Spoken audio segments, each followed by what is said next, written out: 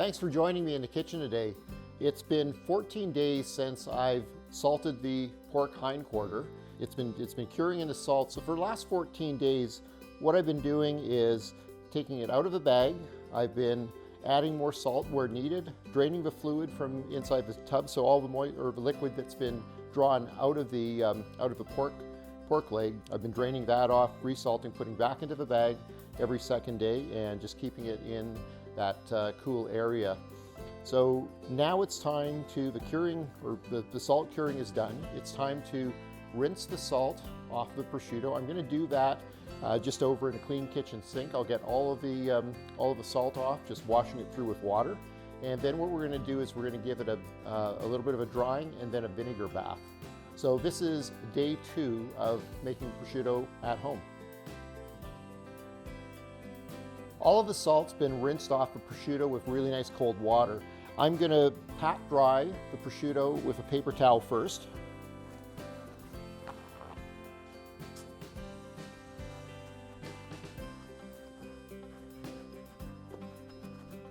The next thing I want to do is inhibit any bacterial growth. So I'm going to now wash the prosciutto in pure vinegar. So I'll put it into a clean tub.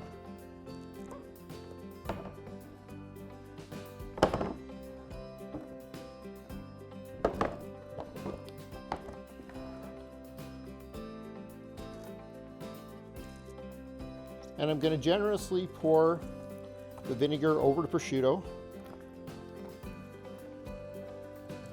making sure I get some right into the hock area.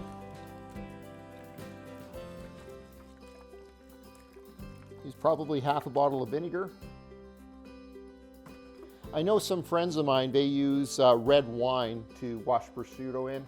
I've always done it with vinegar. I found it works really well, and it's a great inhibitor to keep any bacteria growth off of your prosciutto in the early stages. And then I'm going to just wash that vinegar in, make sure that we've gotten it into all the areas.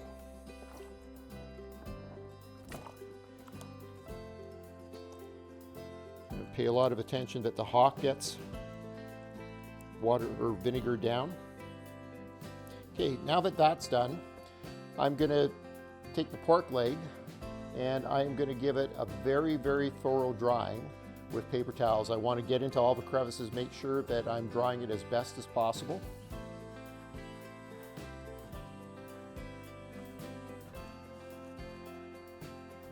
The pork leg is all dried off now, so all that excess vinegar is dried out. It's ready to go into the hanging chamber to chill down and to start losing some of its moisture.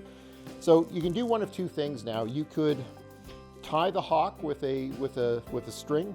I've got the hock it's cut quite short in, so I'm going to be using a meat hook instead. And I'm going to put the meat hook in between. There's 2 bone portions that you see. I'm going to go in the in-between portion here, and the ligament is going to keep the hook in and keep it from sliding out. There we go. A little bit of effort, but it's all the way through now.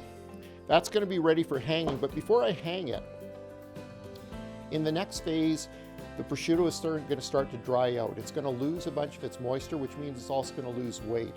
So what I want to do for this next stage of drying the pork leg and turning it into prosciutto is I want it to lose about 20% of the weight that it is currently right now.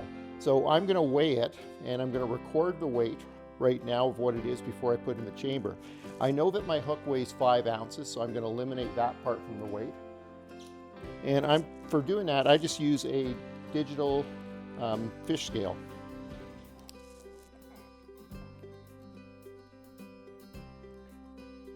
We have 20 pounds and 9 ounces. So I'll take that 20 pounds, 9 ounces, and I'll minus 5 ounces for a hook. And I'm going to start to check it periodically, maybe every week or two. And I'll keep monitoring the progress until I've seen 20% of that weight come off. I'll be keeping my cold cellar where I hang it anywhere between 0 and 5 degrees Celsius. So for the next few months, while it's dropping 20% of its weight, that's the temperature I'm going to be keeping it at. When we get to part 3 of prosciutto making, what we're going to do then at that point is this will have dried and will have shrunk considerably. The skin and also the exposed meat area will have also firmed up quite a bit and dried a lot out. We're going to then coat it with a layer of lard. It's called larding or stuccoing on the outside, and then that's going to let the last stage of the drying process, where we're going to try to get to about 30% or 35 to 40% of the moisture and weight being lost from prosciutto. Well, thanks for joining me in the kitchen today. This wraps up part 2 of making prosciutto at home.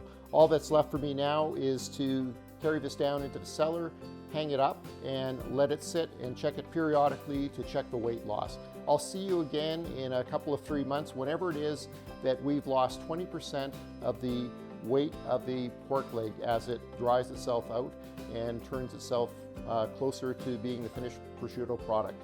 Thanks very much and have a wonderful day.